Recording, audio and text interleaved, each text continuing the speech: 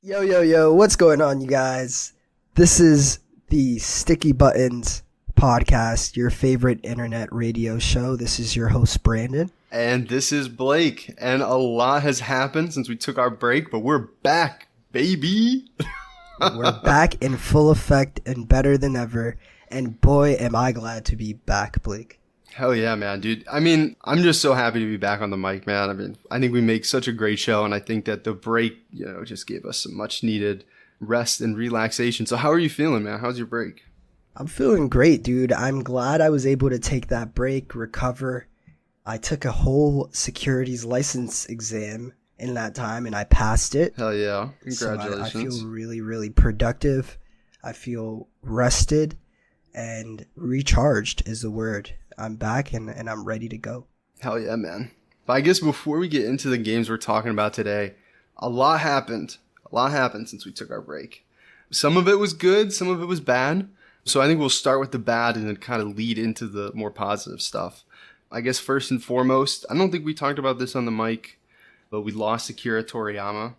So rest in peace. Man. Rest in peace, Akira. Yeah. I mean, I can only speak for myself. And I guess maybe if you want to say anything, you can. But his work was really influential, on me in terms of, I guess, like Dragon Quest and some other games that I've played in the past. Like, I guess, like, his influence really, kind of spread out to so many of the mangas and animes that I really, love. Like, Dragon Ball was a clear inspiration for a lot of those.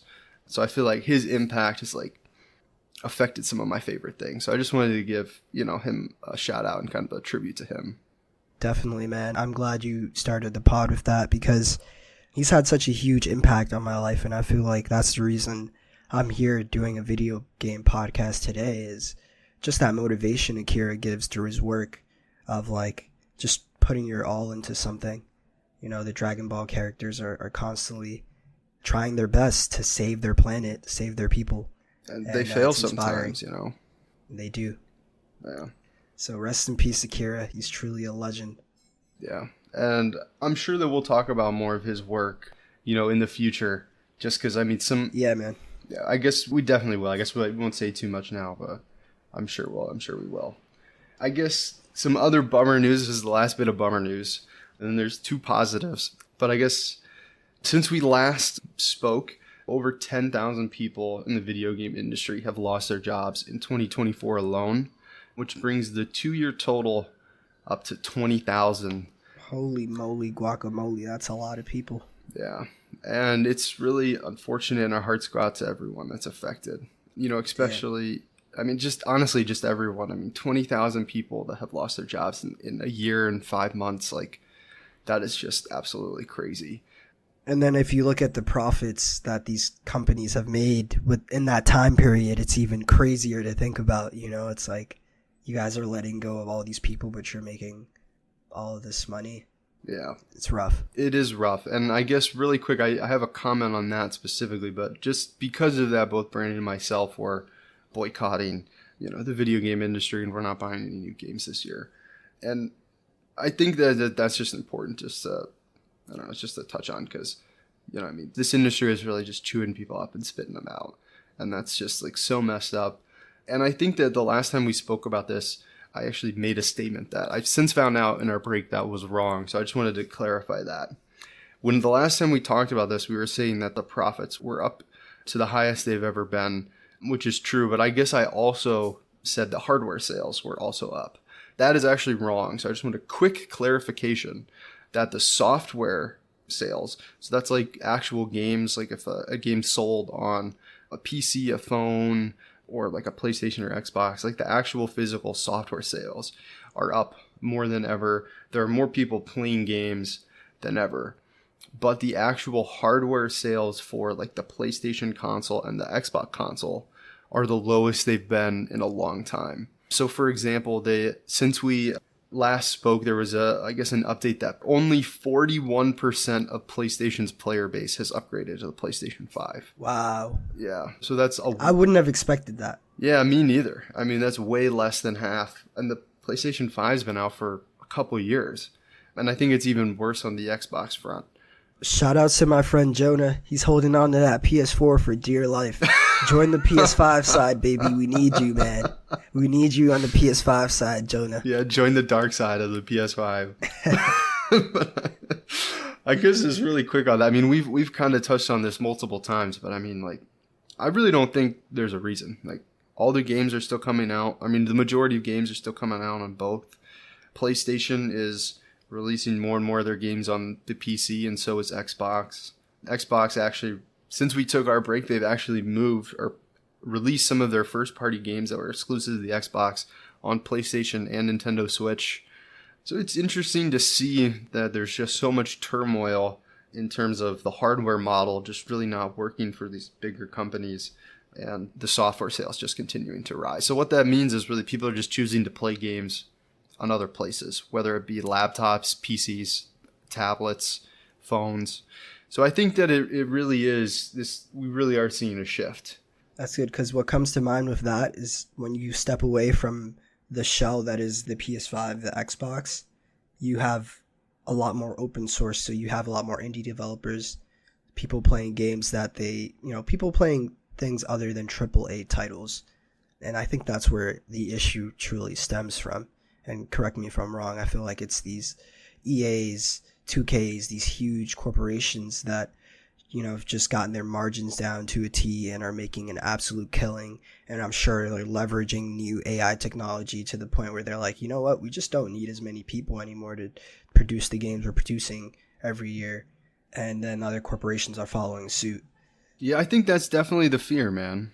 I think that's the fear. And just to, I guess, touch on a few things, I don't necessarily think that AI as a tool is really cutting people's jobs just yet, but it's definitely, something to keep our eyes on. And I think that It's on the horizon. We can be optimistic about the future, but we got to take care of ourselves and our livelihoods as humans. So, just something to keep in mind on that front. But I guess just to clarify something else, I guess you may never have thought of it this way, Brandon. And I actually didn't think about this until recently myself, until this kind of news came out. But the way that, I guess, the traditional model for video game, like AAA development, right? We kind of say first party a lot. And that's like a Sony-funded game where Sony owns the box and they fund the development of a new game. Or Xbox, Microsoft owns Xbox and maybe they're funding the development of a game specific to their hardware, specific to the Xbox and the PlayStation. Right. And I guess traditionally, they're able to kind of subsidize the development of those AAA games, meaning they're able to spend more because they know that they're getting revenue from a third-party game being sold on their system. So I think that's kind of where the traditional model is very profitable for Xbox, PlayStation, and Nintendo, is that because they sell this device that has a closed system, there's only one storefront. So if you want to buy a game, you have to buy it from there. So then based on any purchase you make, whether it's a Sony game or, a third-party publisher like EA, Sony's still getting a cut or Xbox is still getting a cut. And because of that, they can supplement the development cost of new AAA games. So that's kind of what we mean by first party, where it's like funded by one of those studios, funded by one of those companies that owns the platform. So because people are not choosing to buy the boxes anymore, which understandable, it's a huge justification. Like the cost is astronomical. It's really hard to justify spending $500 on a box. You know what I mean? Just for entertainment. Yeah, especially purposes. when there are so many good titles out there with Nintendo, with Sony, tons of indie games. Why would you want to silo yourself to just an Xbox where you have a limited amount of titles that you can play? And granted, the selection is huge, but there are still certain titles that you don't have access to. Right. So it's really tough because I think a lot of, especially with Xbox and PlayStation kind of moving their titles elsewhere just because they have to, I think that it's kind of the justification for owning one of these boxes just is becoming less and less. And just kind of to touch on what you were just saying, another huge thing that happened since we took our break is emulation is now on iPhones. So I got my Pokemon Sapphire on my phone. I think we've kind of been waiting for this day for a long time. At least I have. I remember like Yeah. sitting in college, just like throwing some drinks back with the boys, just being like, man, like I used to have an Android phone, so I knew that you could emulate things on your phone. I was like, I used to be able to like play Pokemon on my phone, man. Like I want that. Like I just want to be able to play Pokemon on my phone. And now it's legal. It's on the App Store. It's always been legal, but Apple has kind of kept it away. But it was the number one app for a couple weeks, like period, like the number one app period, this Delta emulator. And it's so exciting just to be able to like play Game Boy Color, Game Boy Advance games on your phone. And I think that that kind of just elevates everything, right? Because if you have in your hand, right, you have the ability to play Game Boy Advance, SNES, NES, PlayStation 1, Dreamcast, N64, GameCube, PSP. If you have the ability to play all of those in the palm of your hand, you know, that really kind of makes the value proposition of a $500 box a little bit less. Have you seen anyone playing these emulators out and about in the city? I haven't seen it yet. I But can't I'm on the believe lookout for you it. haven't seen that, man. I truly, just about every time I've been on the subway, I've seen somebody. Especially those first couple of weeks, I'd like be playing Pokemon on my phone. I'd look up and I'd see like 4 or 5 people on the subway, and they were just trainers, man. They were just grinding away. But yeah, it's an exciting time to be a fan of some of these older games and some of these older titles. People are playing older games now more than ever, Yeah. you know, and that's great to see. These games can live on in perpetuity, you know. I'm sure there are games that we play now that people might still be referencing and playing 100 years from now. And just to think about that is a beautiful thought, you know, that something can exist with us for that much of a time, because it's just great. Yeah, definitely. And I guess that you set me up perfectly, Brandon. That leads us to the last news topic of things that happened before we took our break. There was a study that came out that more than 60% of playtime in 2023 was dedicated to games that were older than half a decade. So that means, just to kind of break that down, there was a study based on like available player data, and over 60% of the playtime was for games that were 5 years or older. That's awesome. Yeah. You know, honestly, man, with us taking a break from newer games, like, I get that, man. Like, I've been playing a lot of older games, you know, both on our break and throughout this year. Like, I really haven't been as focused with, or been as concerned with, like, what's new and, like, the new releases. And I think that's kind of been, like, a breath of fresh air, you know? For sure.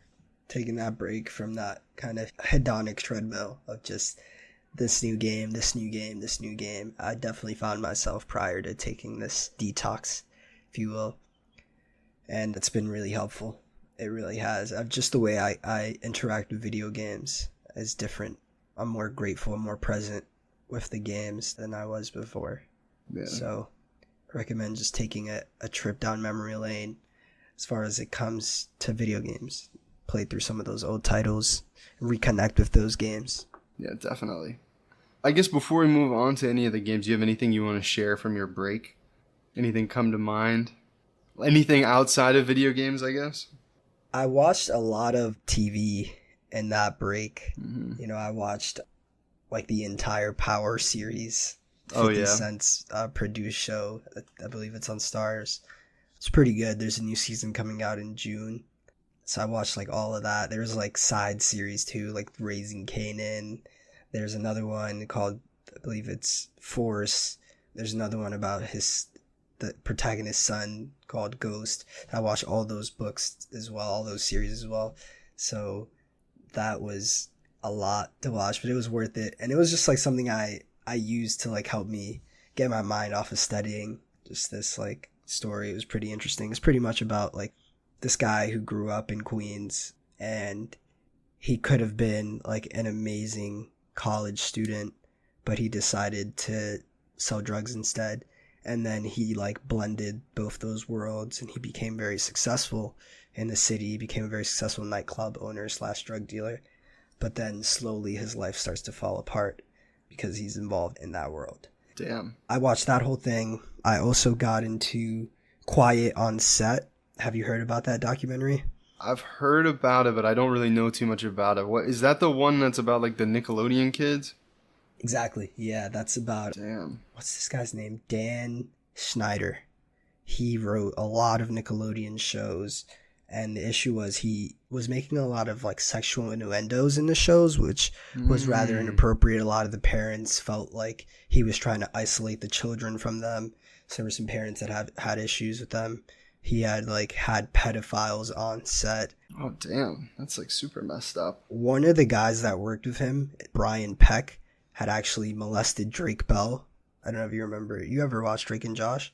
No, I didn't. He'd actually molested Drake Bell. What ended up happening was he had like this really toxic relationship with Drake Bell, and he had invited, pretty much he said like, let me throw your 16th birthday party at my house. Like, I'll accommodate everything, you and all your friends.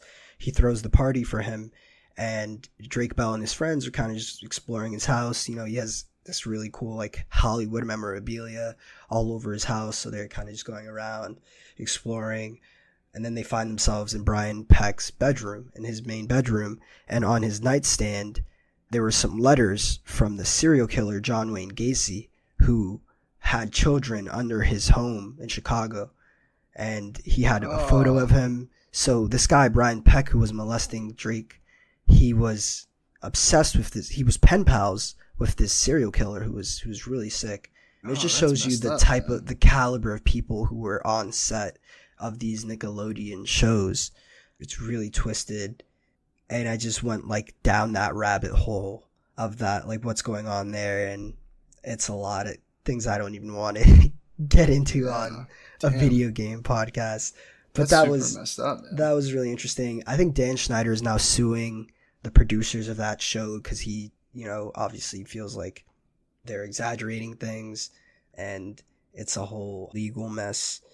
So yeah, I got into like a bit of a documentary mix. I also watched The Jinx, which is a HBO documentary film, 6-chapter series, and it's a highly stylized true crime story about Robert Durst, one-time heir to the multi-billion-dollar Durst organization real estate empire, who is suspected in the disappearance of his first wife and the murders of 2 other people dating back to 1983.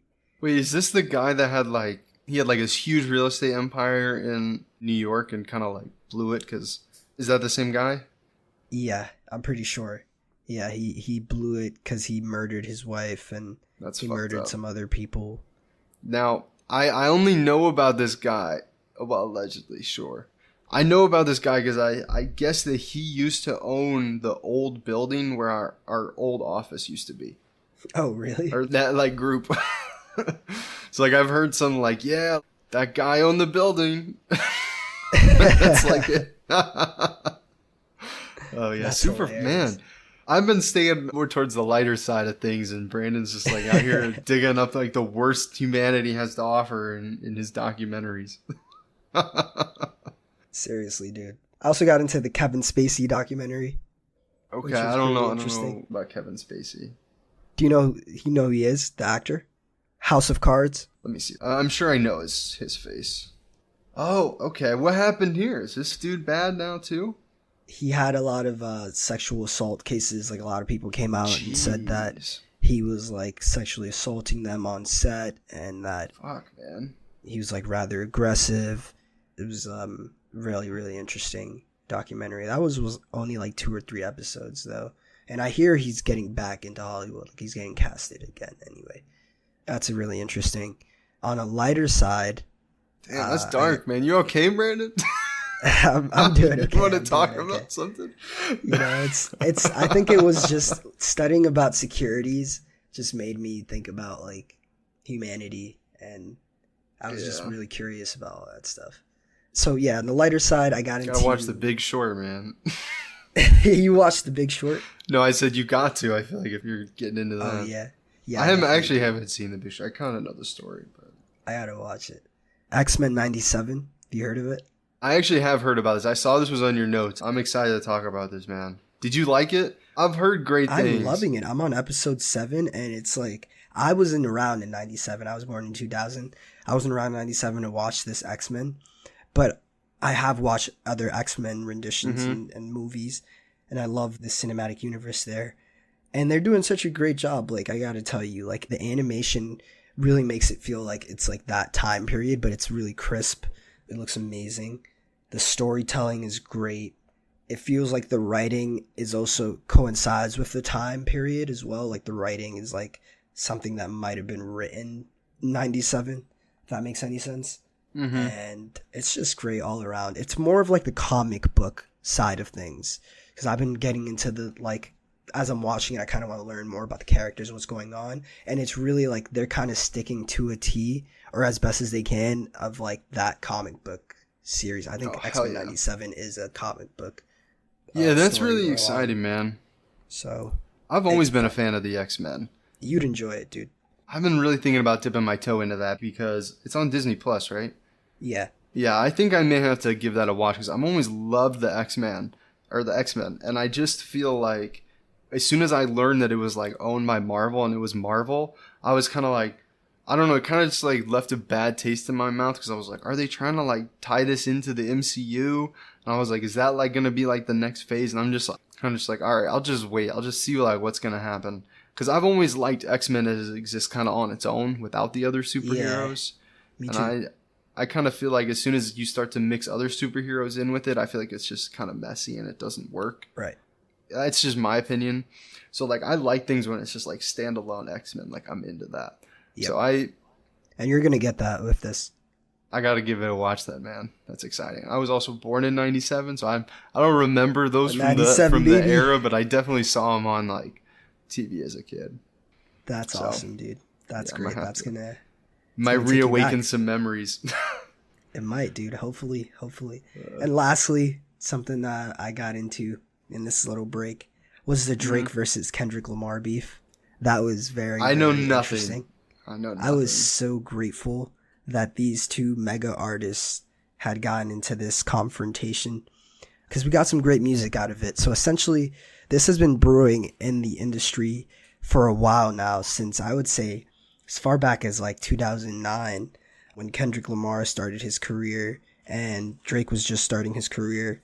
People were kind of questioning even back then, like, who is a better artist, and they would make comments at each other. Kendrick would drop verses where he would diss him, and he dropped the Control verse back in 2012, I believe, with Big Sean, and that verse, he kind of just absolutely set the tone for this battle as far as, you know, where he stands and where he feels he is as a penman, where his penmanship lies compared to Drake, right? Mm-hmm. So it goes as far back as that. And then recently, Drake dropped a song with J. Cole where he claims that he and J. Cole are part of the big two. And there's another artist in there that he claims is part of the big three.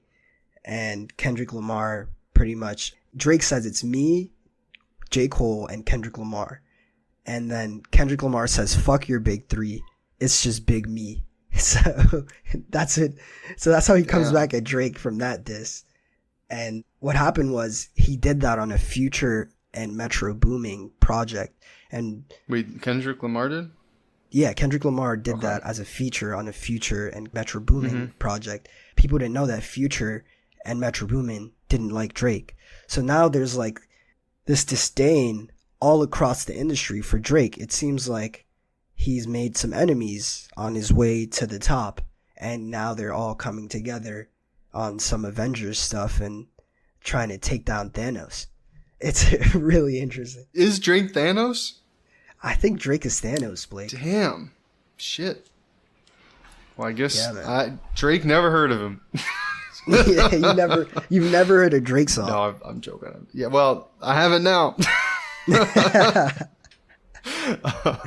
You have it now after Kendrick absolutely destroyed him. That last track he dropped, I mean, he dropped a couple tracks. He dropped Euphoria, which is what started it, where he attacks him as a father. He attacks his like for little girls. He attacks how like he leaked his own private parts to social media, and a lot of his fans are children. So he was calling that out. Then after that, Drake drops Push-Ups, and he gets on the AI track with Tupac and Snoop Dogg, and he disses Kendrick Lamar. That track was actually pretty cool, but Kendrick didn't like that at all. So he came back even harder, and he dropped 616 in LA, which pretty much he played really dirty with this one, Blake. He actually had someone he had evidence of Drake's like pills, like he was taking like certain types of pills, like some of his clothes. Apparently he had thrown this stuff out and like somebody had it and they sent it to Kendrick Lamar and he put the photo. He made that like the cover for the song. And oh my gosh, that's 616. I'm gonna look that up right now. 616 LA. I would say that's the best track out of all the disses, but you won't find it on streaming platforms. Is that one he goes even more in depth. Where can I find it then? You can find it on YouTube.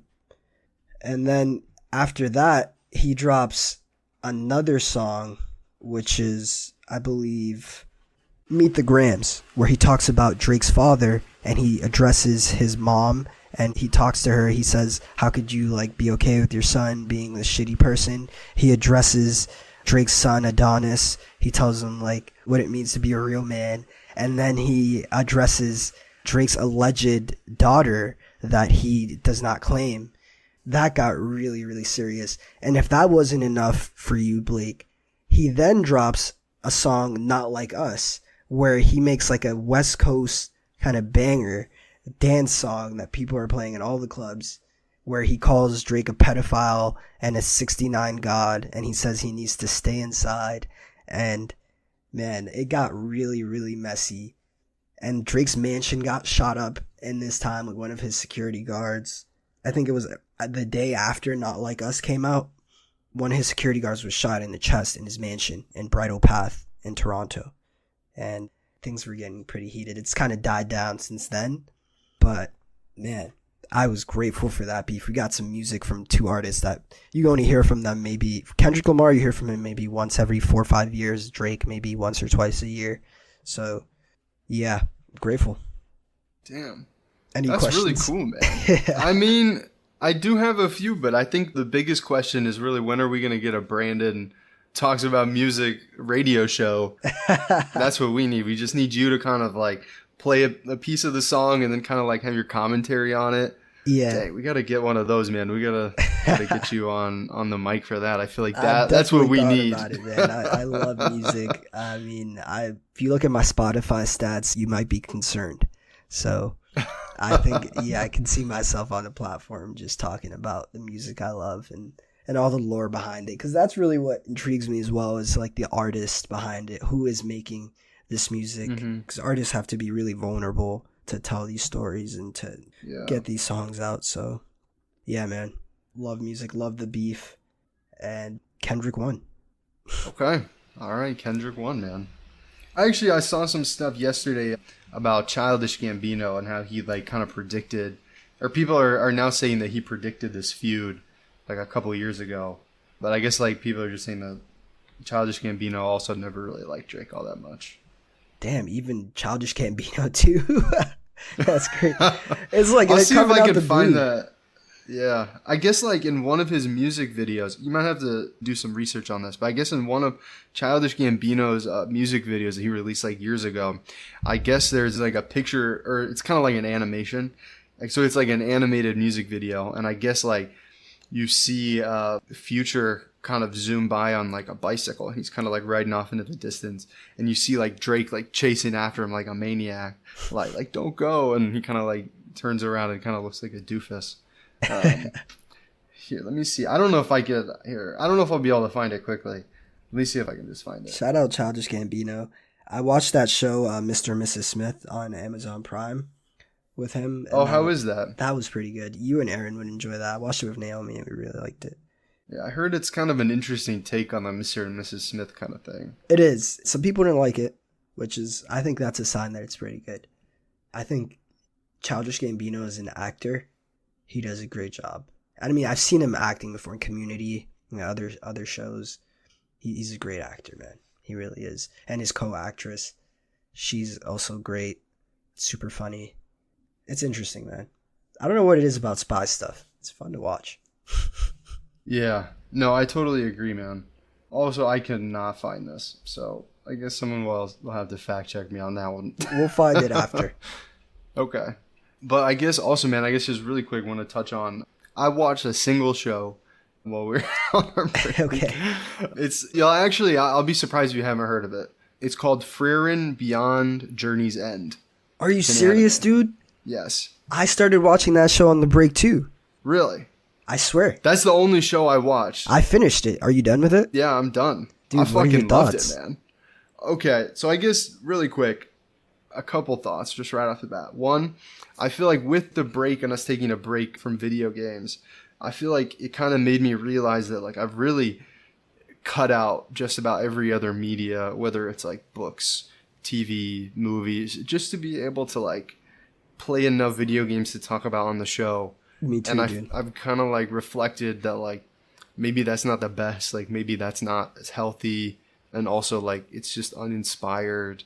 And I don't know, I just feel like taking a break from that and like going out of my comfort zone. Like I watched some movies. I mean, this was the only TV show. I actually watched a documentary, but it was about the making of ILM and Star Wars. That shit was really cool. It's on Disney Plus. You should watch that. It's like about all of special effects. Oh my god, it's so cool. Like the way that they go from like moving like the Imperial walkers in Empire Strikes Back to like how they do like the dinosaurs in Jurassic Park. That sounds It's awesome. insane. It's so cool. But I guess back to what I was saying. I just feel like in this break, like I don't know, me personally, like I've kind of reflected, and we kind of talked about this off the show, that like it's just like you can't just play video games. So I think that's something that's probably going to change in the future, where you know maybe we'll bring an anime to the show and one of us will bring a video game, and I'm sure we'll always tie it back to video games. It's still going to be a video game podcast, but I feel like we needed to like take this break just to like just take a break and reflect on it, make it better. You know what I mean? Yeah. But in regard to Frieren Beyond Journey's End, I fucking love it, dude. This is probably my favorite anime I've ever watched. Like, full stop. Dude, I felt the same. I really did. Damn. I loved it. Okay. All right, I feel like we should talk about this then, because I feel like this is just so cool. So, one of the reasons that I loved it is kind of like in the first episode, right? Like, it takes place like after the heroes have already won. Like, there's a group of heroes, they're on their journey, and they've, like, you meet up with them after they defeated the Demon King. And that's all you know. They're going back to the city to receive a reward from the king after defeating the Demon King. They've been adventuring together for 10 years, and that's where it begins. And kind of the main person that you follow along is this elf called Frieren. You kind of just realize that she's like an immortal being. She's an elf, and she just views time differently. Yeah, their lifespans are like thousands times longer than ours. 100 times longer. Like they live like thousands of years, while we have our regular lifespans. And like she's a really young elf too, so she's like her emotions are not like fully. She doesn't know how to fully manage them. Like she's a young elf, so that dynamic plays into it too. It's really cool. Right, so she's like 200 years old, right? But she's like with these set of adventurers that are maybe 20 years old. And in some ways, they're more mature than she is.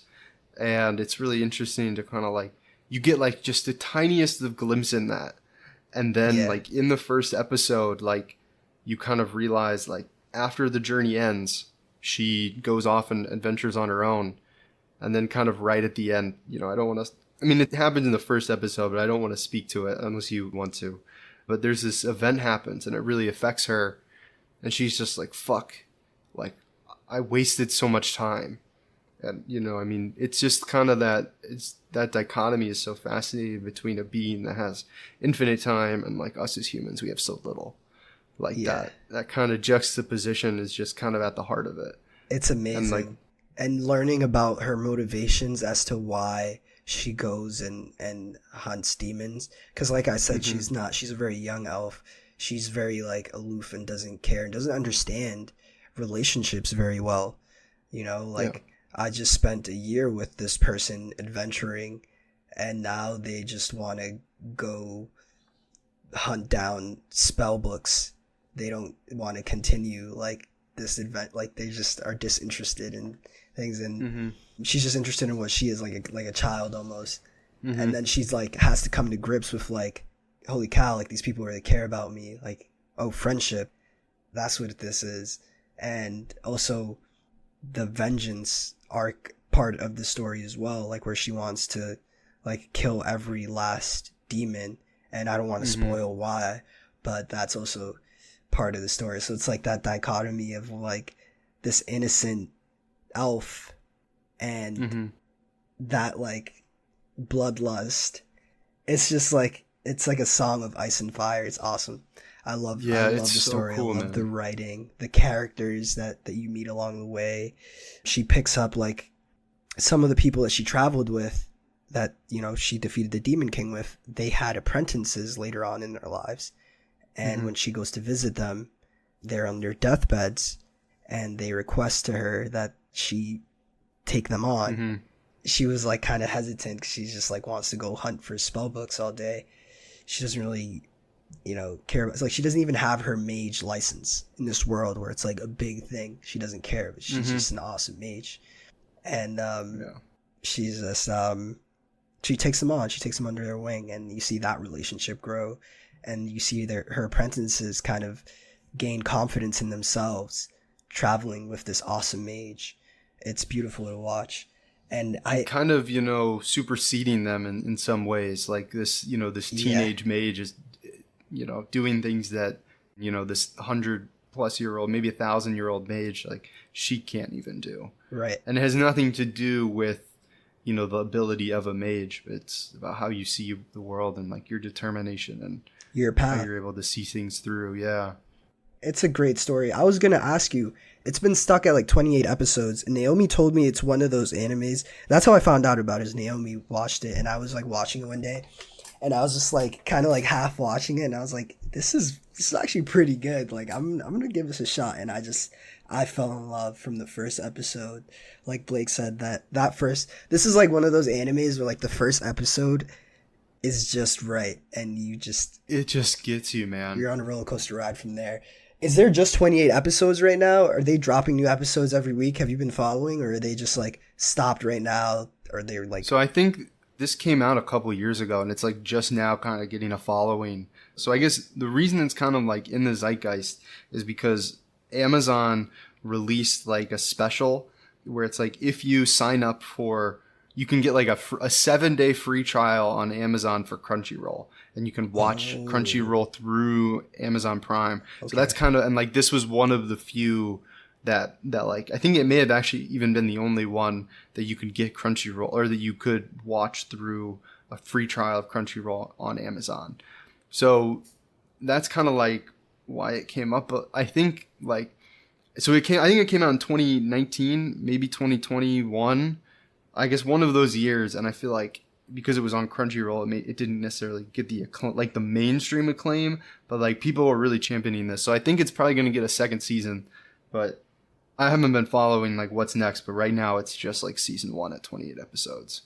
And dude, I guess just one thing on that, like really quick, like they kind of like, one of the things that they say in the show a lot, it's like one character will like say, "Oh, I've been here for 3 years." Like, that's a long time. And she's like, yeah, "That's no time at all." And there's one person in the party that's a dwarf, and she said, "Well, you'll probably keep living for another 100 years." And he's like, "Yeah, that's so little time." And she's like, that's no time at all." And then they're kind of just talking about time, and the last time that you see them together, he kind of says, um, "Think about how much this past 100 years has affected your life." And like you can just see it through the show how much he's grown, and it just like, man, it just hit me because it's like everything that we do, carries with us and the people that we meet. Damn, that just like hit me right in the feels, man. Hit me right in the heart. yeah, man. The writers know how to tug at your heartstrings. They get me every time with this show, and that's what keeps me coming back. I honestly want to rewatch it just because it's that good, man. It's so good, man. Because there's just like, I think the things that they get, or that they kind of like really get, are just like the small moments where it's like just two characters just taking a breath in a field of flowers. Or it's like the small moments in life, like when you're just waking up and you have your breakfast. Those small moments in life or small seasons in life where there's this one episode where they kind of get stuck in a mountain pass and they have to like stay in this cabin in the woods with a stranger for 3 months. Yeah, and the stranger so happens to be an elf as well, so then you start to learn more about elves. Yeah, but it's just kind of like, the journey really is about the people you meet along the way. And I feel like there's like a lot of Dragon Quest references. I feel like there's a lot of like D&D references. Definitely. And like A lot of video game references too. Yeah. Damn, dude, it just hits, man. And like the small moments of just like the small little things. I know exactly what you mean. Like that part where she's going back to the town where the hero is from. The hero is like the main guy in the party who was like Don. He was the guy with the sword who slashed the Demon King. So they go back to his town years later, I think like 50 years later with her apprentices. And his statue is there. And she's just looking at it and she's like, wow, it's beautiful. And this old lady comes up to her and she's like, yeah, it would be really nice if there were like a field of these specific flowers that he really loved. And then she like has that memory of like him and the flowers. And she's like, wow, yeah, he really did love those flowers. So she goes on a hunt to find a spell book that, well, actually just a spell that can cast those flowers there. I think she has to find the flower to make the spell. Right. For the flower. Yeah, exactly. Something like that. And, you know, it's a show where like she's trying to kill every last demon, but she's also taking time to put flowers on the hero statue. And they're showing us these things. And that balance there is great. You know, they really get it right. And then the fighting scenes are some of the most surprising fighting scenes where it's not too predictable as to what's going to happen. You know, I feel like a lot of times in fighting scenes, especially when it comes to like magic and like powers, you can kind of determine what's going to happen next given like the power someone has. But here it's like, it's more about like conniving and like who's more clever and who's able to think outside the box. Who wins yeah, I think they like a common theme in the anime is like in order for the magic to work, like you have to imagine it. Yeah. And they're like the best mages are like do things that are impossible in the rules of magic because they can imagine it. There's like this one mage later on that she's able to cut through things that are supposed to be like incuttable or like undamageable by magic, but she can imagine like cutting cloth with scissors, and she's able to like just cut through it. Yeah. I also really enjoyed the idea of the demons, like the species of the demon. And how Frieren over time trained herself to mask her mana. Because demons, in their nature, they're prideful. So they don't hide their mana. They let it just rain free. And so when they encounter Frieren, her nickname is the Slayer, by the way. Frieren the Slayer. When they encounter her, they're like, oh, like, who is this little elf? She has no mana. And then little do they know, she's been masking it, and she's an expert at masking it, that her mana is 10 times bigger than theirs. And so that's... But they just don't know it yet, so they pick fights with her. That's how she's able to best the demons. But she only learned that from her master who taught her magic and, you know, helped her on this path, which I don't want to spoil that as to like how she got on this path, but the demons being introduced into the story and seeing how they interact with humanity and how they place themselves in positions of power. Totally. Really, really great writing. And they kind of, oh man, it's so good too, because they kind of give you like there's a small arc in the story where they kind of give you like a fake out, right? Yeah. Where it's like, oh, like maybe demons can be good. Like this is the first time ever that they're trying to like make a peace treaty. And then like you find out that it's like they're totally faking it. Yeah, they're just totally faking it. And then they almost on a dime, like they're like in the middle of peace talks and like there's like a little bit of resistance and like they could probably talk their way out of it if they were clever. But they're like, nah, fuck it. Like let's just kill some people. And they just like wreak havoc, and like you realize like they are like bad to the bone. Like there's no way to save them. And I think that episode, I love when, I guess in like fantasy, like where they take the bad guys and kind of like flip that on their head. Yeah. And like, are they actually bad by nature? Or is it just like a misunderstanding? And it's just like, no, it's just crazy that they're just like, no, these are like terrible. Right. And I loved how evil like demons. They are demons. I love how you brought that up, because Frieren is like, she's experienced in this and her apprentices are not. So she can see like right through them. And it's amazing how this character who can be so aloof and so childlike at times can like get very, very serious when like it comes turn it down on to it. And just so like, violent. Yeah. Yeah. She's definitely. But the thing is, like, she's right though, because like if she had killed them in that moment, she would have saved tens of lives. Yep. You know what I mean? Like it's actually a smaller conflict, you know, just because of her actions, but Like, there are people that do die at the hands of these demons. Right. And if she'd taken them out right then and there, that all could have been avoided. Yep.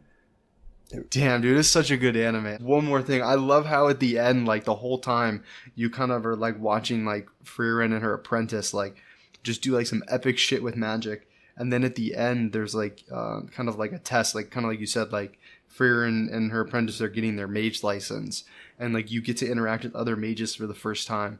And all the other mages are kind of bashing on Frieren and her apprentice because they only use basic attack and defensive spells. Yeah. And, like, this whole time, you're just like, what are you talking about? Like, these are basic spells? And they're like, yeah, like, you always don't even use any elemental, like, magic or anything like that. There are people that, like, control ice and water and the earth. And people do, like, all these crazy different types of magic.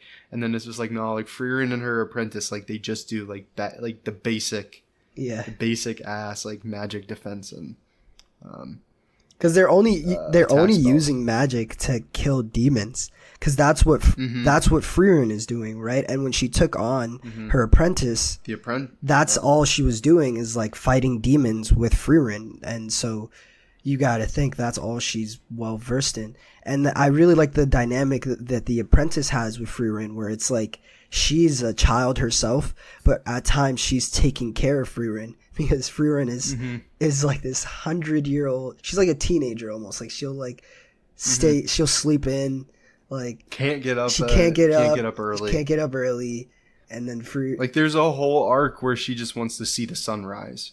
Exactly. Yeah. For, like, sentimental reasons, and it's just like she wouldn't have been able to get up without her apprentice, and her apprentice, it's like, aren't you like I guess Frieren kind of is like thank you to the apprentice for, like, you know, being responsible and helping her get up and see the sunrise. And also too, bringing up the exam, that was one of those moments where you see Frieren kind of recognize her responsibility as a teacher, as a mentor, right? Because she doesn't need the license. She literally has no care for it. She's like, I've been doing this. Like, I really don't, you know what I mean? I don't need these things change all the time.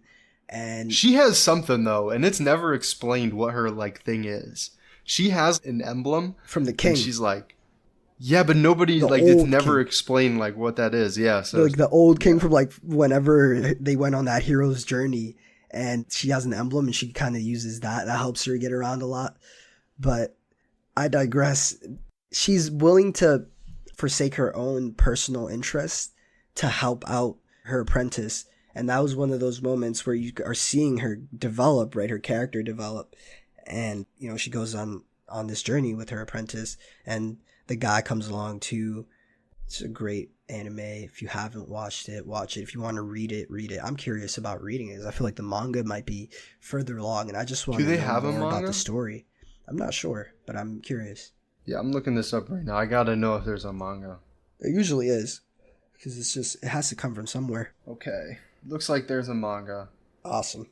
While he's searching that up, I also got into another documentary, the Ashley Madison documentary. Have you heard about this one on Netflix? What is it? The Ashley Madison documentary. It's about this website called Ashley Madison where married people go on to cheat. And they talk about kind of the owners of the business, how they came across the model, the issues that they ran into when their security was breached, right? This is a company of security is very important for them. And they got hacked, and a lot of people's identities were given up. And it was really interesting just seeing the backlash that they faced as a result. But Ashley Madison's still around to this day. It's crazy. It's really interesting. Wait, I was reading. Where is it about people breaking into homes or people cheating? People cheating. Married people would go on there to cheat.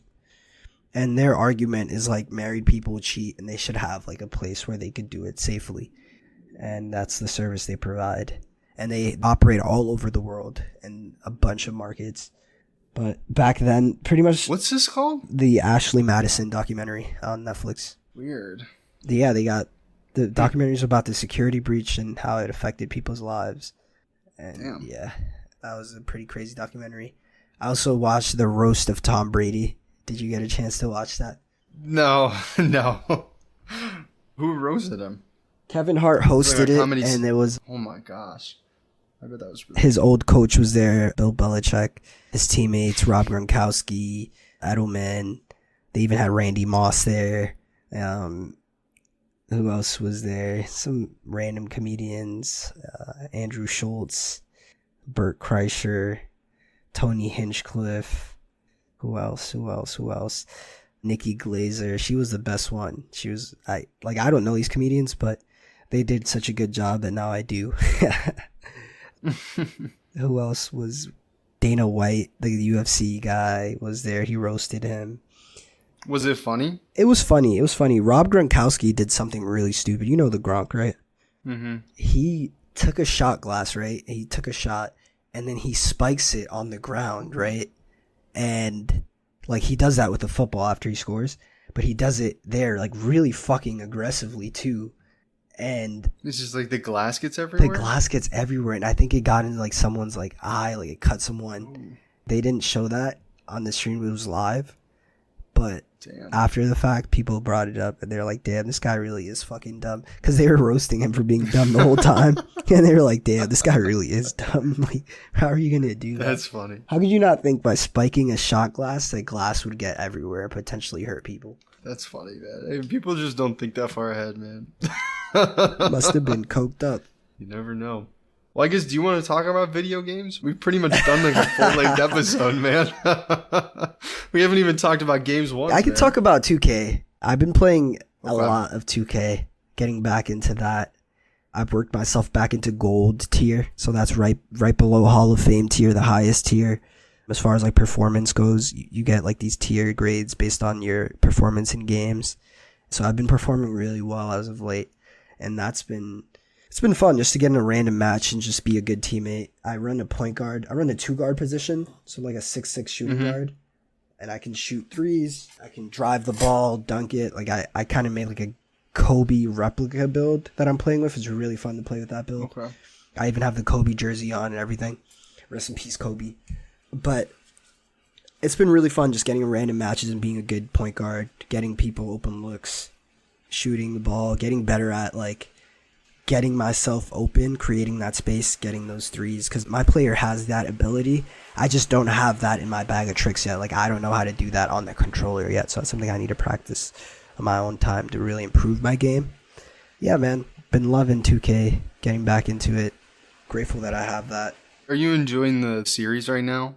You're not a Knicks fan, are you? I am a Knicks fan, and it sucks that we lost to the Pacers, but it's fine. I didn't think we would get this far. Go Pacers. No, screw the Pacers, Blake. And I hope you guys get crushed this series. I don't love the Pacers, but like I went to school in Indiana, and like I have like a spot in my heart for the Pacers. It's been a fun series for me. Like the Knicks aren't really my team, but kind of like see everyone around me just be so excited for the Knicks. And then like as I like everybody on my feed, everybody from Indiana is just like so in for the Pacers. And I'm just like, yeah, it must have been fun for me. Just seeing both sides. Oh, man. Mm-hmm. That was so stressful. I made some money. I lost some money.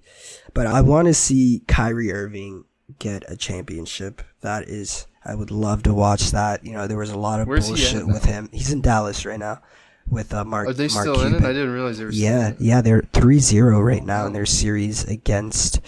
Who are the Mavericks playing? Kyrie. Against the... Minnesota. Yeah, that would be good to see him win. Yeah, because back in that's something he couldn't do here with the Nets. With the COVID thing, they were giving him a hard time, and he wasn't like against. He was just saying like, do what you want. Pretty much have a choice in doing that. And also with the Jewish stuff with the book, where he posted a book and it's sold on Amazon. Nobody gives Amazon bullshit, but he reposted this book and now he gets like fined and flagged for it. It's just like he's been going through a lot of bullshit with the NBA, and I would love to see him get a championship and prove a lot of those haters wrong. He's a good player. Yeah, he works really hard at his craft.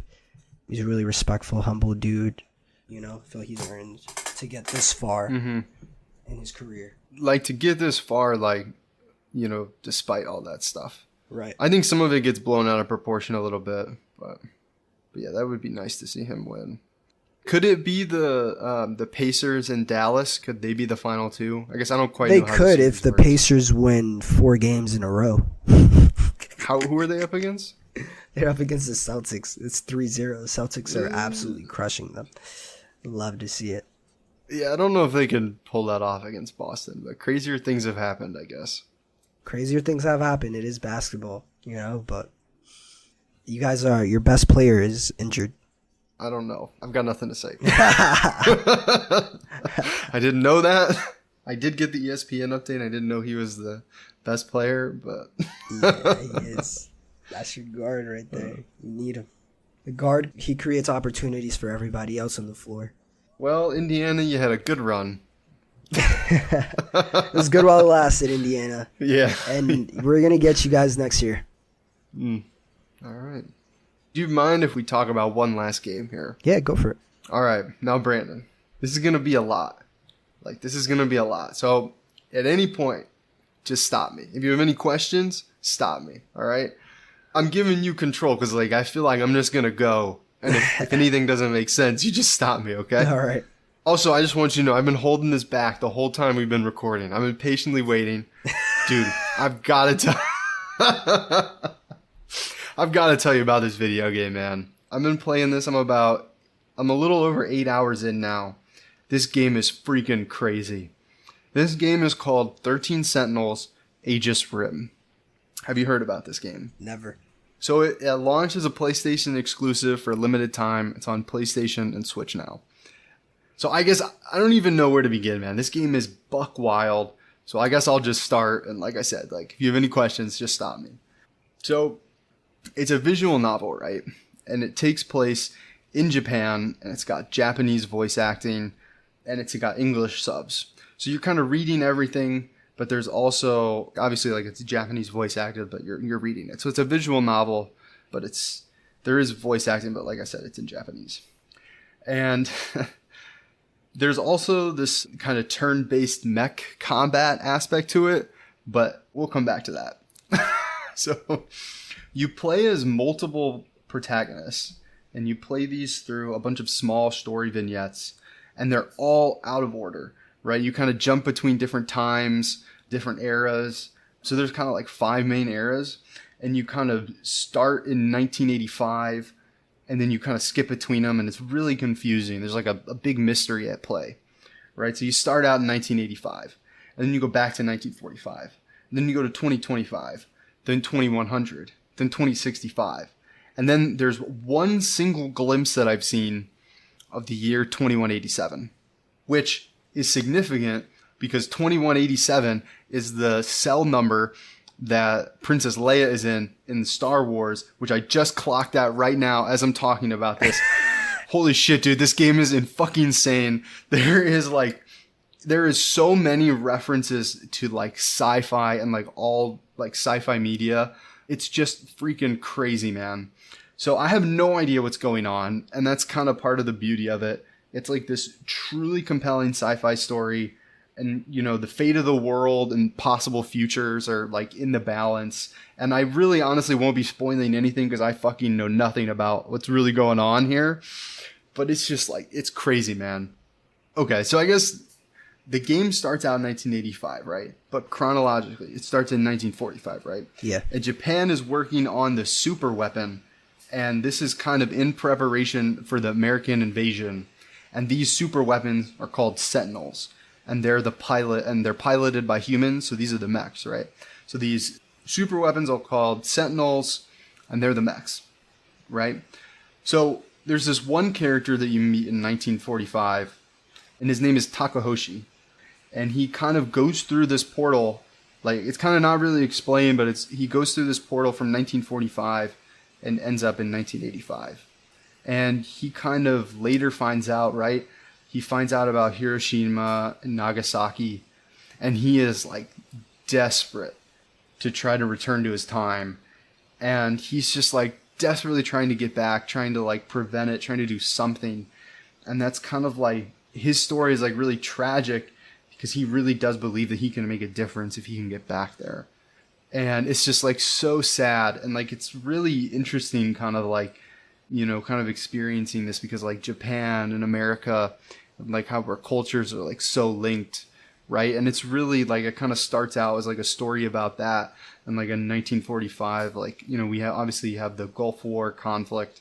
And then in like 1985, like the culture in the 80s in Japan is so heavily influenced by America. And then like coming back to today, right? The culture in America today is like so influenced by Japan. So it's like this crazy kind of like dichotomy that you like kind of are learning, you know, like it's about like this war and like America and Japan. But then like there's also this like alien invasion, but like we'll come back to that. But then there's another character, right? So she's like a hopeless romantic and I really like her. And like one day there's like this fucking rift in space time and this like huge like mech comes out and like you don't even know if these are called Sentinels at the time. So like she kind of like this Sentinel comes out of nowhere and this Sentinel kind of like drops like the pilot out and like the pilot kind of like falls into her arms and like she's like a hopeless romantic, right? So it literally like she like kind of saves him. And you know, I guess one thing that happens, you know, I mean obviously they fall in love, like she falls in love with him, he falls in love with her. And he's kind of like from the future, like he came back to the past and like he's trying to like warn them about the past because he's kind of like this heroic warrior and like she loves that about him. But like there's a problem, there's a catch, right? Because if you spend too much time in these mechs, like if you spend too much time fighting as a Sentinel, it like damages your mind and you like lose your memories, right? So like from what I can gather, right, he being the hero that she fell in love with, like risks everything.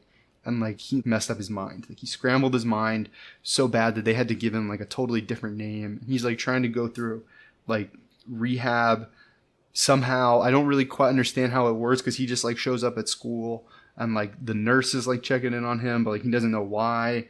And like she's just like so in love with him, but like it's a tangled web. And like he's lost his memories, right? But I guess we'll come back to that. There's this other character, you know, he wakes up without any memories. He's got a gun in his hand and there's like a school nurse, but she's in like a kind of like a spy outfit and they're just like in a back alleyway and he's got like pill bottles, this gun, a communication device and like orders like written on paper. And he's like, what the fuck is going on? So he's trying to remember, like, did I kill this person? Like, are they even dead? Like, what's going on? And then there's like these men in black that are like chasing him around. Right? Kind of like Men in Black. Like there's like truly like these men in suits that are chasing him. And then he kind of like gets a message from himself from the past, but it's also from the future. So he's like really confused. He doesn't know what's going on. There's a talking cat. There's a bunch of kids, right? There's like a group of kids and they're like kind of have all these connected dreams and they're kind of like starting to remember these connected dreams and they're like starting to talk to each other, right? And trying to figure out like what's going on, trying to piece it together. And then like there's like a talking cat. So like you learn about a talking cat and then like you completely forget about a talking cat for like an hour. And then it's like you find out about the talking cat again. And you're just like, holy shit, there was a talking cat. And it's like I did everything in that like story until it like locks you out. So kind of the way it works is you like can progress in these little story vignettes until it locks you out. And you have to progress other people's stories. Somehow they're all connected, but it doesn't feel like it quite yet. It depends. If there's like a branching tree in somebody's story, you have to experience all of it to unlock it. You have to like in some instances, you'll have to live multiple days over again in order to and like do the same thing. And then when you get to the tree, you have to do something else. And like you can kind of like see that in the map. So like when you're in these like story vignettes, there's a map and you can see the tree of all the possibilities. And you have to get through all of those, right? That's an interesting take on time travel. But it's like not time travel. That's not even like the time travel part of it yet, because they're not. I don't even know how that works. That's not like even the time travel part of it yet. That's not even the time travel part. So, I guess there's like on the time travel, from what I gather, there's kind of like loops, right? So like if you like, let's say they lost against the aliens in 1945, they can reset the loop, but it's 1985. Right? So I think that's kind of how it works. So I think these are like all eras where they like lost against the aliens, I think. But let me come back to that. So there's also like a character. Her name is Natsuno. And she's like just obsessed with like all kinds of robots. She's obsessed with Gundam. She's like obsessed with like everything robots, right? So then she finds like this robot that's, so she's in school. So she's like a track athlete. So she's like changing in the girls' locker room. And like she notices there's like all these men in black around, and then she finds a robot that's like hiding in the girls' locker room, and it kind of becomes like an ET story where she's like trying to care for this robot, like trying to like I guess like take care of it, but also just like what does it need, like trying to get it back to its own time. So it's kind of like really like a reflection on sci-fi, where all these stories like are kind of saying something about sci-fi and like what that means, right? But we'll come back to that. So I guess the event that these characters are trying to prevent, right, is this like world invasion. And it's by this extraterrestrial race, I think. So chronologically, these extraterrestrials first appeared in 1945, and it's after an air raid by the Americans, right? So like the Americans like bomb this city, and it's like just so happens to be the one where they're building the Sentinels. But the Sentinels are fine, and then all of a sudden these alien bug things show up, and they're like starting like invading. And at first like they think that it's like the Americans doing it, and then they like quickly realize like there's no way that the Americans are doing this, like this is something else. Because like you see the American planes in the distance, and they're like, these aren't the Americans are over there. It's really interesting, and it's kind of unclear. So who was it? About like how, what was that? So who was it then if it wasn't the Americans? Well, okay, so I'll tell you in a second, but I kind of just want to take a break here. There's a lot to unpack there. So, like, do you have any feelings on, like, that aspect of it before we kind of, like, move on? No. You can continue. All right, so this next part, I feel like you'll have something to say here. So, like I said, so many of these stories are kind of, like, takes on sci-fi, and they, like, reference all kinds of, like, sci-fi movies and, you know, different series and, like, books and stuff from just, like, the genre of sci-fi. So the reason that this like very like closely reminds me of kind of like an extraterrestrial invasion is because of this book called The War of the World by H.G. Wells. Have you heard of this? Yeah, I have heard of that book. It's like a take on the end of the world by this sci-fi writer. It's not a take, Brandon. It is the take. This book was written 1895. Holy moly. That I didn't know it was that book, old. Yeah, wow. So this kind of The War of the Worlds by H.G. Wells is kind of the foundation for sci-fi as we know it today, right? So it's arguably one of the most influential pieces of sci-fi to date. And it kind of inspired so much about sci-fi, you know, for the last 100 years and continues to inspire us today in ways you wouldn't really imagine. So I kind of want to do like a brief history on this if you don't mind. I would love to. Dude. So I guess in the book, this War of the Worlds, it kind of depicts these Martians that are kind of invading the world after a world war. Wait, you said they're eating the world? They're invading the world, so they're Martians, right? So they come from Mars, there's aliens from Mars, they come to Earth to invade and take over the world. And then, you know, the world kind of comes together and we stop fighting each other, and then we fight the Martians and we go from Earth to Mars. And that's kind of where the title comes from, The War of the Worlds. And it's kind of like the first take and kind of like one of the first ideas that was like published of, you know, if only we could all come together, maybe we need like something like that to like come together and stop fighting one another to fight something else. And it's kind of this like really old mindset that has kind of like shaped all of sci-fi. And like, I'm sure like that's like a trope you've heard of, right? Where it's like, you know, people have to come together to fight the alien. Like it's so common. But this was kind of the first place it was seen. And I guess it's had just so many like impacts culturally. Like you may have heard of this story where somebody, I don't quite remember where it was, but somebody was like on the radio in like the 1940s, or maybe it was the 1920s or 30s. Sometime in the 1900s, there was like a radio broadcast, and like the radio broadcast was somebody reading The War of the Worlds. And like people freaked out because they thought it was real, because like they mentioned like New York and like Tokyo and like other places, and like it caused like a panic because like people thought like this invasion was really happening, just because it's so evocative. And I guess you might not know the connection or the history, but we actually have the War of the Worlds to thank for like trading card games today. So if you didn't know, this was in 1962. The trading card and bubblegum company Topps, you've probably heard of them from like baseball cards. Yep. The first time they did like a set of cards outside of sports cards, it was called Topps Attack on Mars. And it was pretty much just the story of the War of the Worlds. and it was kind of told, it was a narrative told through these trading cards, right? So every trading card had like a different like story piece to it. And like when I learned this, I thought it was so cool that like, you know, this kind of just like inspired. Can you still get your hands on it today? They're insanely expensive because there's like a full set of like these 1962 cards. They've got like incredible art. You can find like pictures of the art, but basically like all of these Topps cards like told a story, and it was like the first time there was like a trading card craze, like outside of like a baseball player or something like that. So like we really have, you know, culturally, like we kind of have this War of the Worlds, like Attack on Mars, to thank for trading card games, kind of trading card crazes. This was like the first instance of that, which I think is just so cool. But the reason that I think that the depictions of like the aliens and the alien craft that are kind of like portrayed in the War of the Worlds by H.G. Wells, like if you took that description, copy and pasted it, like that's what these bug things look like that are invading in this game, right? So it's taking like literal inspiration from like E.T., like Men in Black, all the way back to like the grandfather of like modern sci-fi, War of the Worlds. And it's kind of just like putting all of that in a game. How many like stories do you know where a character wakes up, you know, in video games or not, with amnesia, and like they have to figure out what's going on? How many like games and movies is like somebody, they have amnesia, they get like a recording from their past self, like telling them what's going on. But like, can they trust their past self? Like, you don't even know. It's kind of just like bringing up all these sci-fi topics, right? So I guess before I move on to my kind of like the next point of this, do you have anything you want to say on any of that?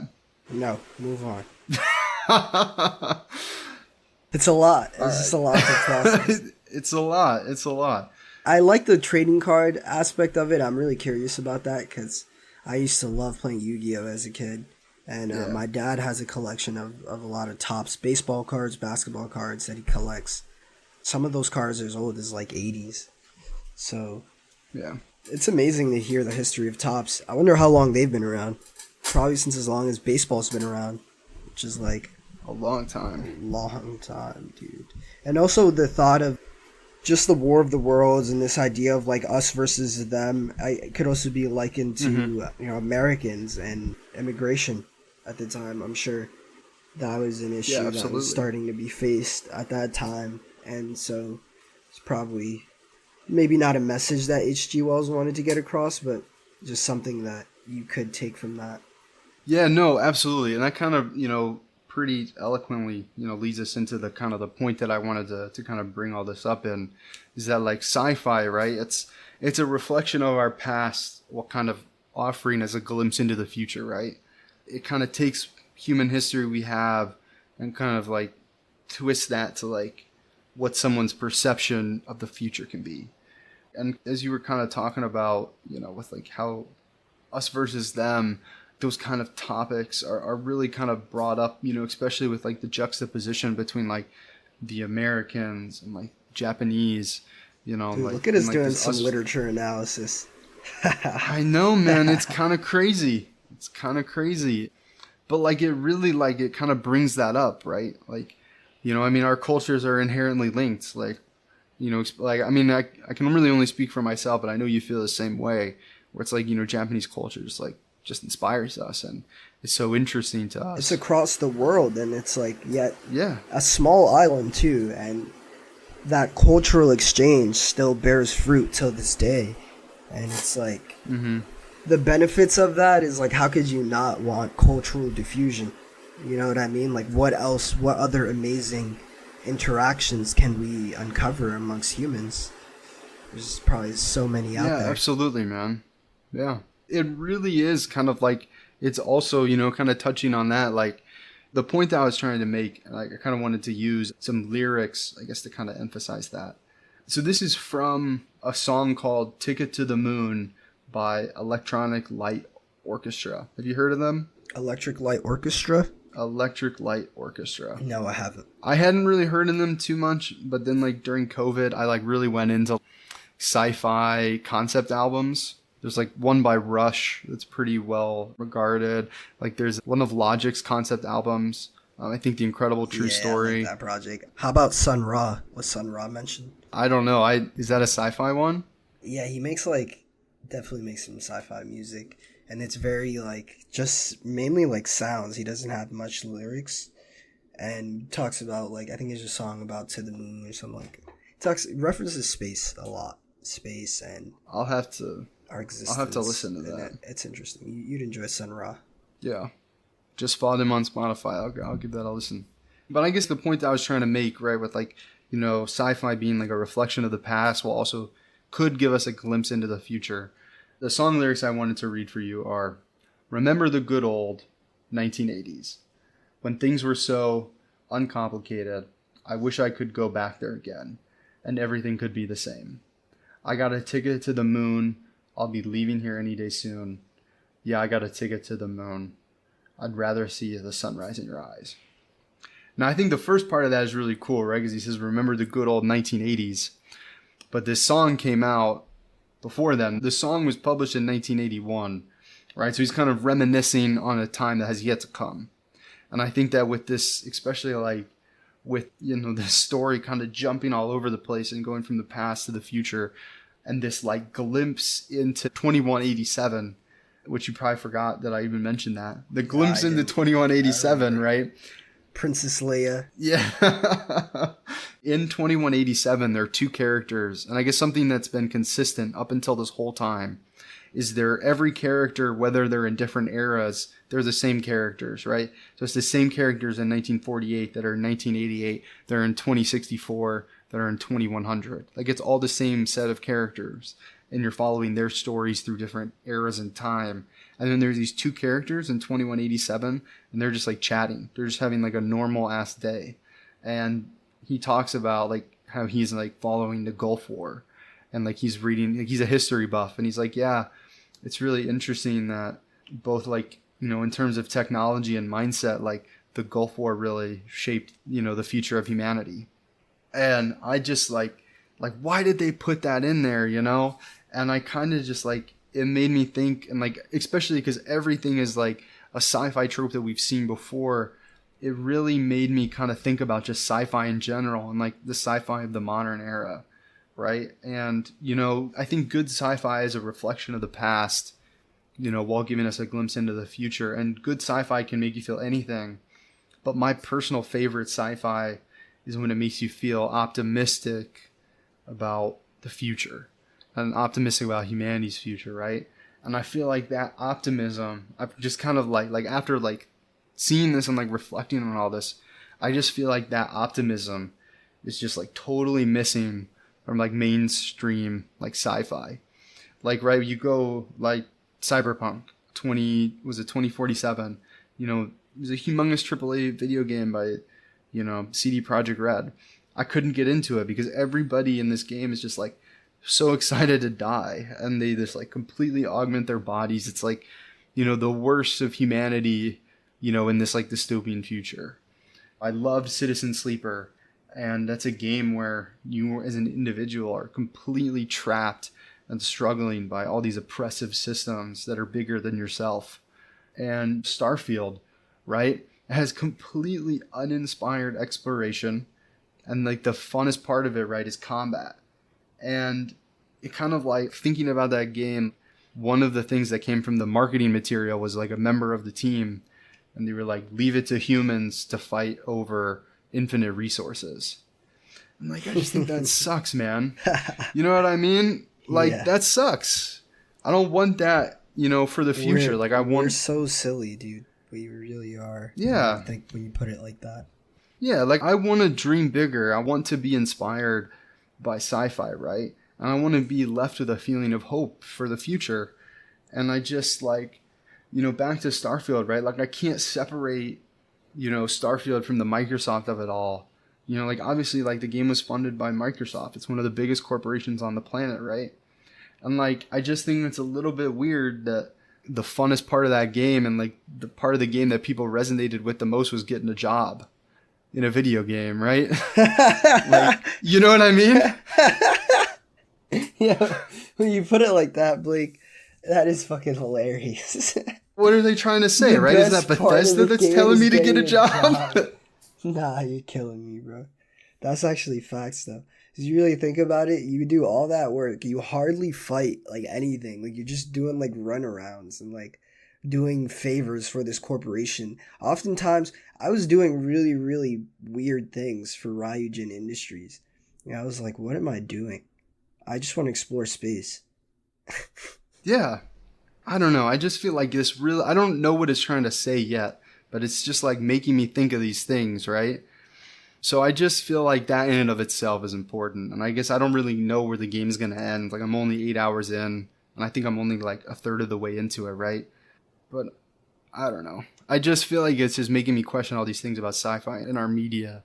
I think that that's important in and of itself. It is, dude. I think sci-fi brings about questions, and in that way it's troublesome because when people start to ask questions and they start to question, and think critically about science and things that they were taught and the fundamentals of the world, I think that, corporations are at stake when that happens, when people start to really question themselves and their day-to-day lives, the decisions they make. That affects stock prices. And so I say that to say we need to work on our fundamentals as humans. And I was watching a podcast recently, the Joe Rogan podcast actually, where he brought out Terrence Howard, the actor. Are you familiar with Terrence Howard? No, I don't know anything about him. I don't even recognize the name. He's a famous actor. I think he was in the first Iron Man. And he was supposed to be in all the other Iron Mans, but he pretty much got shafted by Robert Downey Jr. What was his name? His name is Terrence Howard. Terrence Howard. Really interesting episode. So, I love this dude. This Snow Dogs, man. Yeah, so you've seen this guy. He's a really well-known I know actor. this guy. Yeah. Great. Yeah, they replaced him. Amazing actor. And he gets into how he left acting and how he found his way into kind of sacred geometry and philosophy. Okay. And he has like 97 patents. Some of his patents were used in drone technology. And he tackles these notions of like the periodic table and the way that we look at elements. Iron and zinc, for example. He's kind of argues that, and I may be butchering this, so you should watch the podcast for sure. It's hard to follow. I need to rewatch it to understand what he was really talking about. But he was saying essentially iron and zinc are kind of the same atom. They're just in different states. They're kind of the same composition. They're just in different states. And all of the periodic table kind of resonates in that way. These are elements.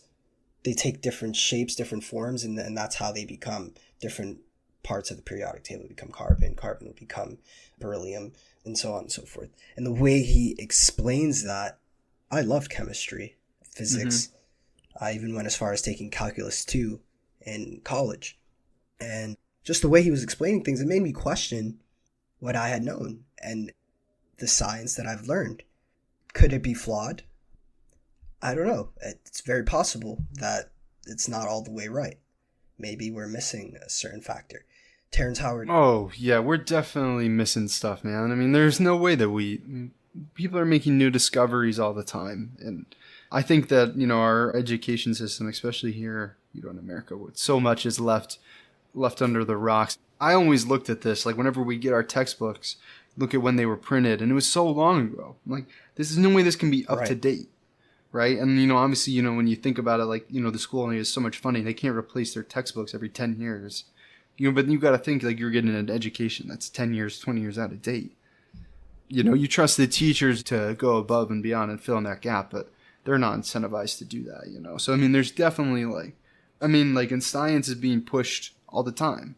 So there's so much that we don't have a conceptual understanding of, and so many things where we need to just learn continually. We definitely do. And kind of taking a caveat from Terrence Howard, I'll go back to that. I'm grateful that I've gotten into the industry that I've gotten into because the perspective that I'm gaining through finance gives me a better picture or understanding as far as the motivations behind certain things. For example, the textbook example, I now know that public schools that I went to most of my life are funded by municipal bonds. and those are funded by taxpayers. And so municipal bonds are like long-term debt securities, and they can last 20, 30 years to mature, sometimes even longer than that. So it would make sense that, like, from a business perspective, the school is like just buying whatever costs the least money. They don't have any money. They're getting money from the state. It's state finance. Yeah, They're like really poor. They're running on, budgets on budgets that are oftentimes shitty. And so it makes sense that we get outdated information, right, at public schools. As long as you're getting certain fundamentals, certain time in school, it's fine. And, like, going back to the point I'm trying to make, like, I'm grateful that I have this perspective and I can understand that that's why public schools don't really have much funding. Yeah, definitely, man. I mean, I guess we don't really talk about this too much on the podcast, but actually, I personally try to avoid it. But I have a degree in finance and economics. And, there's something that my economics professor shared with me that I think is kind of relevant. He kind of described, it was one of my formative classes, one of my early. So they have like economic classes that the whole university had to take. And then if you went down the path of economics, you had to take others. It was early on in one of those classes. He like took off his glasses, he kind of cleaned them. He was kind of talking to the class. He said, economics is like glasses. He's like, you may laugh, but he's like, as soon as you understand it, you see the world totally differently. And he like put his glasses back on. I was like, you're absolutely right. Because kind of like you said, so much of our world is based on these economic incentives. They're bigger systems outside of oneself, And I think that's kind of why, I guess, leading it back into sci-fi. Like, that's why these cyberpunk stories, resonate with so many people, is because a lot of these systems and things that we have to navigate as humans might make sense once you understand finance and economics. If you think about it logically, it makes no sense, right? Or there are other ways that things could be done, but maybe they're not done that way because it used to piss me they've off always as been a done. kid, dude. And that's why I got into sociology. So I was like, why are we like this? Why are we like this? And now I can see, well, there are securities, like people have wealth that they've built over time, and that's what securities are for, is for securing that wealth over time. And so you can't just tell those people, hey, move over. We're now going to do this. Like they have their place in the market, right? And yeah, I can keep going, but yeah. Yeah, it makes a lot of sense. Like once you kind of like understand that, you kind of see how the world operates, and then, you can have like a more in-depth analysis about how to move forward and how to navigate those systems. But something that takes time and knowledge, and, a lot of times it's knowledge that's gained over a lifetime in order to be able to successfully navigate those systems, right? Which is why it's so satisfying in a video game, right? In Cyberpunk, I guess where I kind of stopped with the game is you kind of break into this corporation and you pull off this like epic heist, and it's pretty epic. Like you can affect the world in a way that you're not necessarily able to, in our society. So you kind of get that instant gratification of, sometimes, being able to overcome those oppressive systems. So right. I think that thinking about that has kind of made me kind of like realize that sci-fi really is just a reflection of the time, and so much is changing in our world. We need to take that step back sometimes. You know what I mean? Just to kind of like think about reflect what's next and what's going on. Reflect on the past, present, and future, and how they coincide with each other. Yeah, definitely. Absolutely, man. And that was awesome. That's 13 Sentinels. 13 Sentinels, Aegis Rim.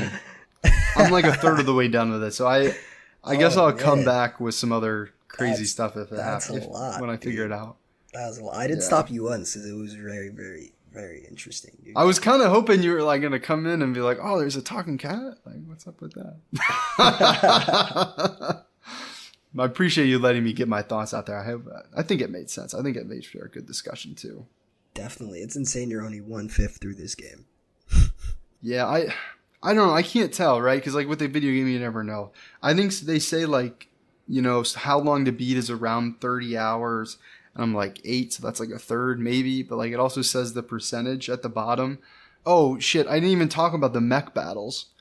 There's this whole part of the game where you are doing these like epic turn-based mech battles. I guess that's all I'll say about it because I forgot. but but like when you're in these like different sections of the game, right? So there's like the story vignette, and then like when you're in them, and you can like kind of like tab over with the bumpers, and you can like go into the story vignette, and then you can go into like the analysis, and you need to complete the story vignette and the turn-based combat in order to get these like unlock points. They're called like mystery points, and then you can like, if you don't know something, you can unlock that mystery point in the analysis section. But if you come to it in the story naturally, it kind of unlocks. But it's like you need to keep unlocking things to like progress other things. You know what I mean? So Right. I guess add those, like it says I'm 28% on my furthest one. So that's like barely a quarter. But there's one that it says I'm 7%, but I'm sure that one will go on with the rest of them.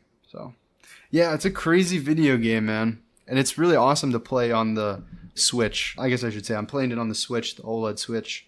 Beautiful, man. If you look up the art for this, Brandon, if you don't mind, I think it's really interesting. If you just type in 13 Sentinels, you don't need to type in the Aegis Rim. You should be able to see some of the... When you go to the images, you can kind of see like the cityscapes. You might be able to see some turn-based combat as well. And you get to see some characters in there as well. Oh, wow. I love the animation. Yeah, it's really cool. Also, I guess something else that I should mention, I kind of forgot until I saw the screenshots.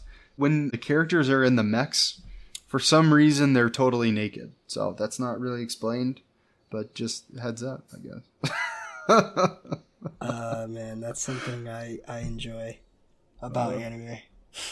Oh. They always throw, like, there's certain animes they just throw in that, like, side of it.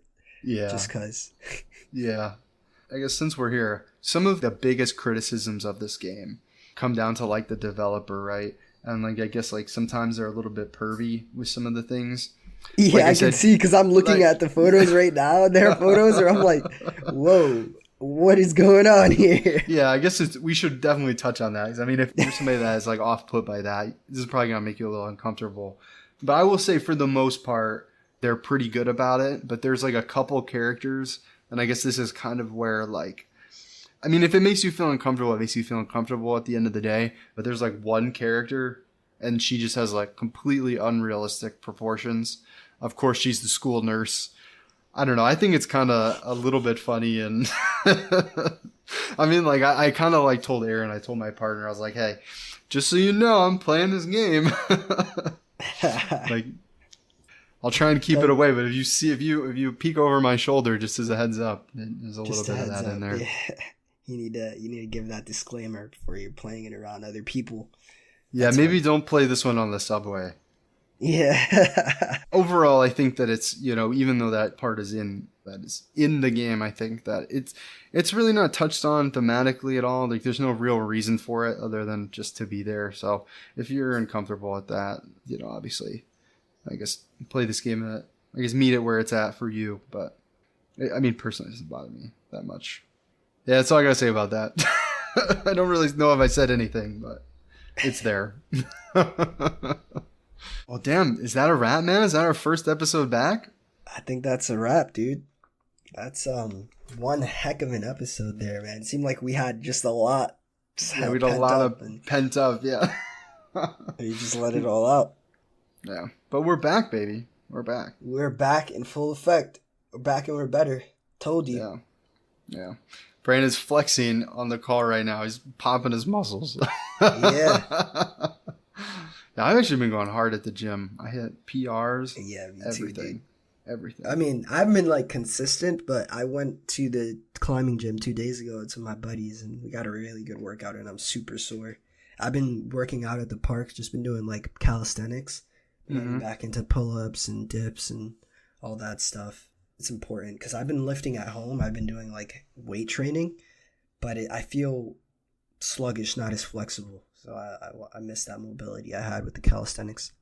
Yeah, I get that, man. Yeah, I did a yoga class yesterday. That was nice. That's awesome. It's great for flexibility. That was the hardest yoga class I've ever taken. The dude, he literally started the class. He's like, I don't hate you. I'm not sorry. Like, this is going to be a hard class.